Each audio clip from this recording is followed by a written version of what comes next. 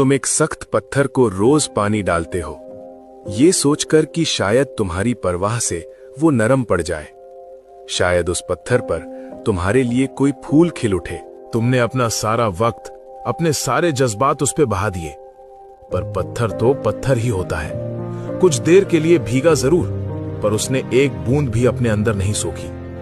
हल्की सी धूप लगी और वो सूख कर वापस पहले जैसा सख्त और अनजान बन गया। आखिर में क्या हुआ? तुम्हारे हाथ खाली रह गए और तुम अंदर से टूट गए। सच तो 3 प्रकार के पाप बहुत से विश्वासियों को स्वर्ग खोने का कारण बना रहे हैं। हो सकता है कि आप परमेश्वर को नाराज कर रहे हों और फिर भी सोचते हों कि सब कुछ ठीक है। मैं व्यभिचार, चोरी या हत्या की बात नहीं कर रहा, बल्कि उन छोटे छोटे पापों की बात कर रहा हूं जो देखने में तुच्छ लगते हैं, पर वास्तव में आपको स्वर्ग में प्रवेश करने से रोक रहे हैं। बहुत से लोगों का आध्यात्मिक जीवन ठहर गया है, उनकी आस्था कमजोर है और उनकी प्रार्थनाओं का कोई उत्तर नहीं मिलता। इसका कारण शैतान नहीं है, बल्कि आप स्वयं हैं। आज मैं आपको 3 सबसे खतरनाक पापों के बारे में बताऊंगा।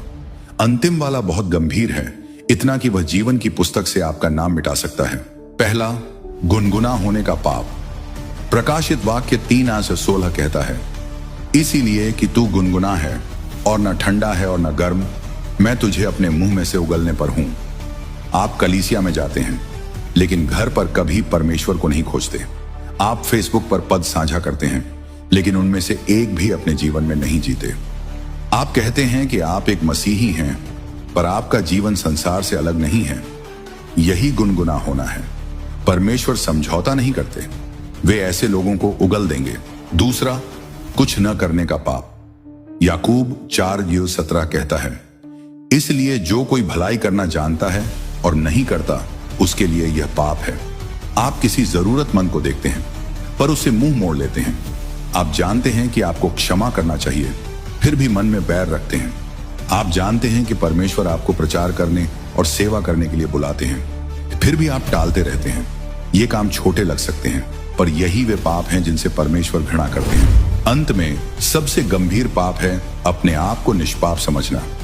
1 यूहन्ना 1:8, यदि हम कहते हैं कि हम में कोई पाप नहीं है, तो हम स्वयं अपने आप को छल रहे हैं और हम में सच्चाई नहीं है। आप दूसरों से अपनी तुलना करते हैं और सोचते हैं, मैं इतना बुरा नहीं हूं। आप चेतावनी सुनते हैं और अपने आप से कहते हैं, यह मेरे लिए नहीं है।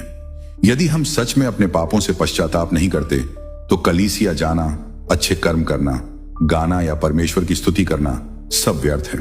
भाइयों और बहनों, शायद आप पाप के इतने आदी हो गए हैं कि अब उसका दर्द महसूस नहीं करते, लेकिन आज परमेश्वर आपको एक और अवसर दे रहे हैं। घुटनों पर झुकें, पश्चाताप करें और अपना हृदय उन्हें सौंप दें। अनुग्रह का समय हमेशा नहीं रहेगा। यदि आप सच में पाप से मुक्त होकर परमेश्वर के राज्य में प्रवेश करना चाहते हैं, तो अपना व्हाट्सएप नंबर छोड़ें।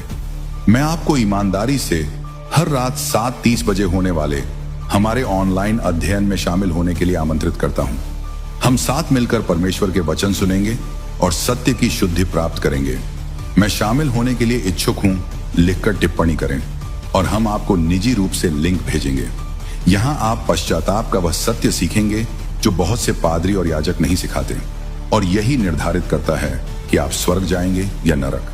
परमेश्वर आपके पापों को शुद्ध करना चाहते हैं और आपको स्वर्ग के राज्य में ले जाना चाहते हैं। परमेश्वर की वाणी सुनने के इस अवसर को न चूकें।